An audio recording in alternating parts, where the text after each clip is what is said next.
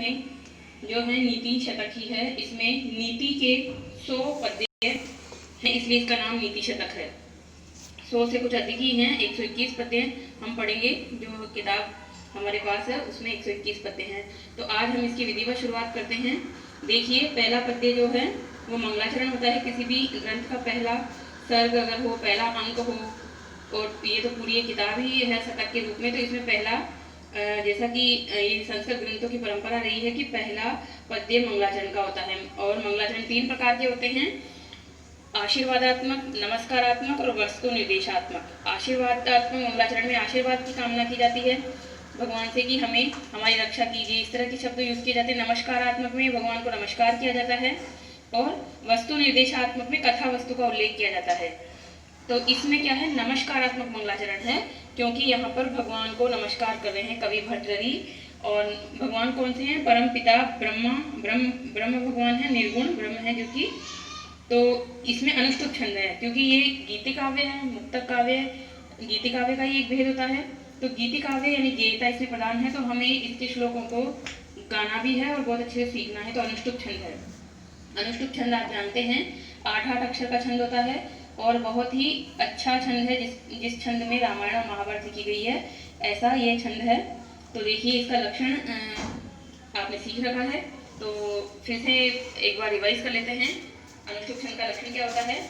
श्लोके षष्ठं गुरुगेयं सर्वत्र लघु पंचमम्। श्लोके षष्ठं गुरुगेयं सर्वत्र लघु पंचमम्। द्विचतुष्पादयोर्ह्रस्वं सप्तमं दीर्घम् अन्वयो। द्विचतुष्पादयोर्ह्रस्वं सप्तमं दीर्घम् अन्वयो। तो यही लक्षण हम इस पे घटाएंगे। दिक्कालाद्यनवच्छिन्नानन्तचिन्मातमूर्तये। दिक्कालाद्यनवच्छिन्नानन्तचिन्मातमूर्तये।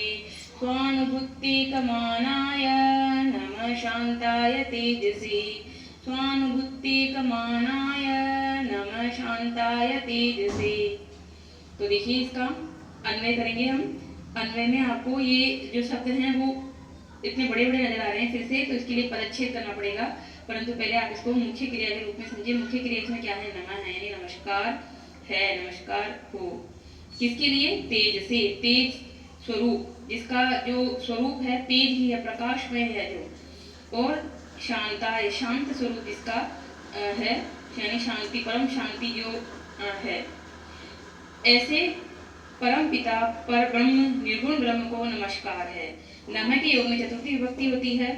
नमः स्वस्ति स्वाहा सुधा अलम वृषट योगाच, ये सूत्र होता है। इसके नियम से नमः पद के योग में चतुर्थी विभक्ति होती है। तो यहाँ नमः शब्द आया है और नमः शब्द के योग में तेज से में चतुर्थी विभक्ति एकवचन है। और इसीलिए इसके जो विशेषण बने, शांताय में भी चतुर्थी विभक्ति एकवचन है, मानाय में भी चतुर्थी विभक्ति एकवचन है। और ये चिन्मात मूर्तये, पूरा एक शब्द है इतना बड़ा। दिक्कालाद्यनवच्छिन्नानन्तचिन्मातमूर्तये, ये इसमें भी चतुर्थी विभक्ति एकवचन है। तो इस प्रकार से आपको इसमें ग्रामर में बताना भी होगा कि नमः के योग में चतुर्थी विभक्ति एकवचन है। और अब इसको समझते हैं हम। तो देखिए, शांत स्वरूप, तेज स्वरूप परम पिता ब्रह्म को नमस्कार है। परम पिता ब्रह्म को हमने ब्रैकेट में डाल दिया क्योंकि ये शब्द से नहीं कहा गया है।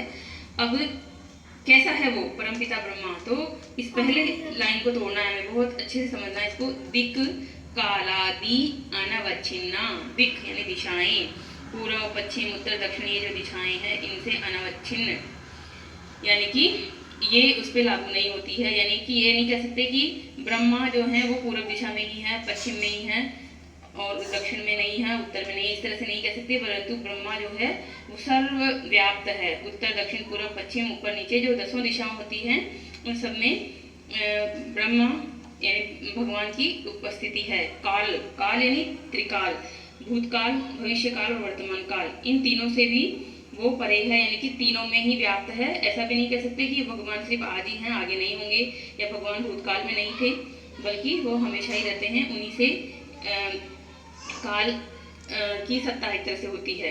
तो दिक यानी दिशाएं, काल यानी काल, आदि से आच्छन्न न होने वाला, यानी आदि से व्याप्त न होने वाला। जो आच्छन्न का मतलब होता है ढकना, तो इन सबसे ढका हुआ नहीं है, इन सबसे परे है जो, ऐसा।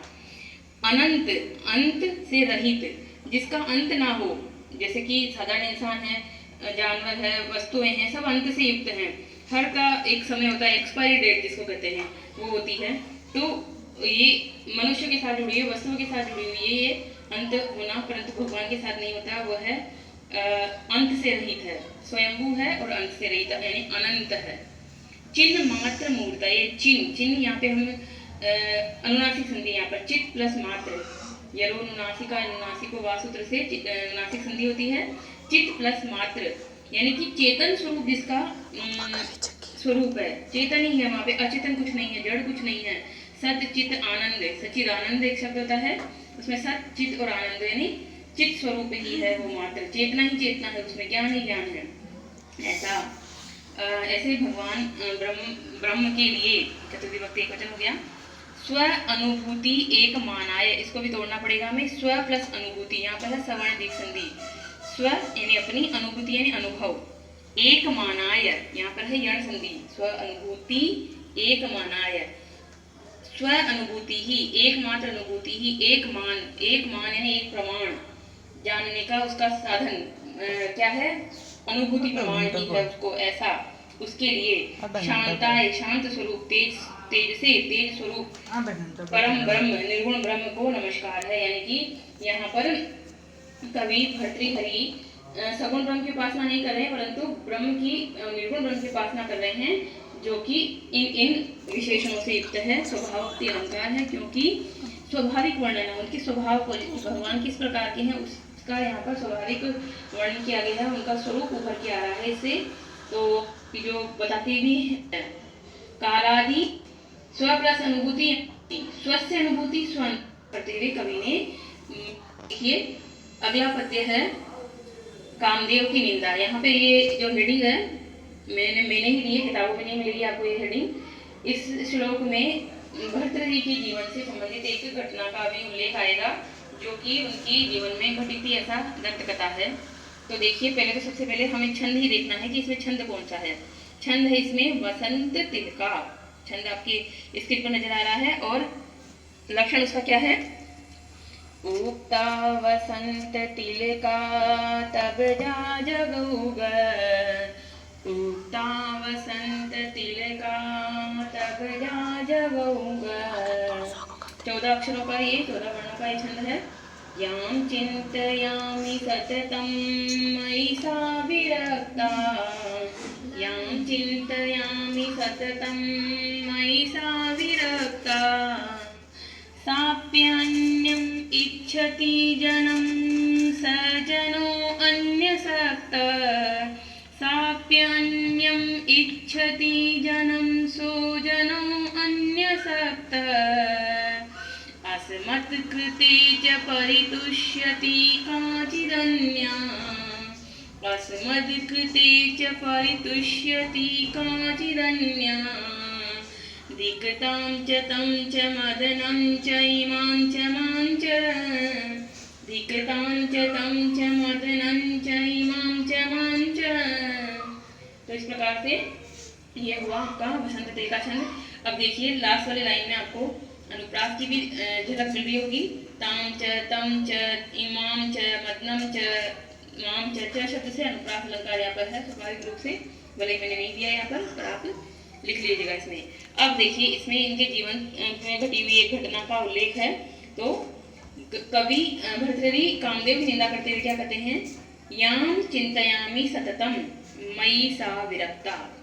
अहम, इसमें अन्वय भी देखिए, अहम को ब्रैकेट में कर दिया कवि अपने लिए कहने की मैं, याम जिसको, सततम लगातार, चिंतयामि चिंतन करता रहता हूँ, सोचता रहता हूँ, मयि मुझ पर, सा वह विरक्त है, मुझसे वह विरक्त है, मुझ पर वह आसक्त नहीं है, मुझसे प्रेम नहीं करती है। यानी मैं जिसके बारे में हमेशा सोचता रहता हूँ वह मुझसे प्रेम नहीं करती है। सा अपि अन्यम इच्छति जनम, सा अपि वह भी, अन्यम अन्य, जन्म जन को, इच्छति चाहती है, वह भी अन्य जन को चाहती है। स जनः वह जन, अन्य सक्त है, अन्य पर सक्त है, आसक्त है, और वह इंसान भी किसी अन्य पर आसक्त है। यहाँ पर संधि युक्त शब्दों को देख लीजिए। सा अपि अन्यम इच्छति, सा अपि, अपि यहाँ पर यण संधि, अन्यम इच्छति, जनम सह जन, जनो अन्य, यहाँ पर जनो और अन्य कौन सी पूर्व रूप संधि, जहना का न का हो जाएगा, ओ का हो जाएगा विसर्ग और अवग्रह को हो जाएगा अ, तो पूर्व रूप संधि। फिर आगे देखिए, अस्मत् कृते च परितुष्यति काचिद अन्या, अस्मत् कृते यानी हमारे लिए, यानी मुझ पर, हम पर, काचिद अन्या कोई अन्य ही, परितुष्यति परितुष्ट है यानी कि आसक्त है, व्याकुल है, कोई हमारे लिए कोई अन्य ही व्याकुल है। धिक ताम च, धिक धिक्कार है, ताम उसको, च और तम उसको, ये जो पहला ताम शब्द है स्त्रीलिंग का है तो उसको यानी उस स्त्री को, तम उसको, उस पुरुष को, च और मदनम, मदन यानी कामदेव को, जो प्रेम के देवता है उनको, च और इमाम इसको, इस जो मुझसे प्रेम करते उस स्त्री को यानी मेरी पत्नी को, माम च और मुझको, मुझको यानी स्वयं भर्तृ अपने आप को भी धिक्कार कर रहे हैं। धिक शब्द में द्वितीय विभक्ति का प्रयोग होता है, तो यहाँ पर द्वितीय विभक्ति लगी हुई है सब में। एक आपको सूत्र पता होगा, कारक प्रकरण में एक सूत्र वार्तिक आता है, दिगु पर्यादिषु तिषु द्वितीया अमृत जानतेषु, ऐसे करके तत्व अन्यत्र आपके दृश्यते, इस तरह से एक वार्तिक होता है, श्लोक वार्तिक। तो यहाँ पे दिक के योग में द्वितीया का प्रयोग हुआ है सब में। अब देखिए पहले इसकी घटना को जानिए, तब आपको पता चलेगा कि श्लोक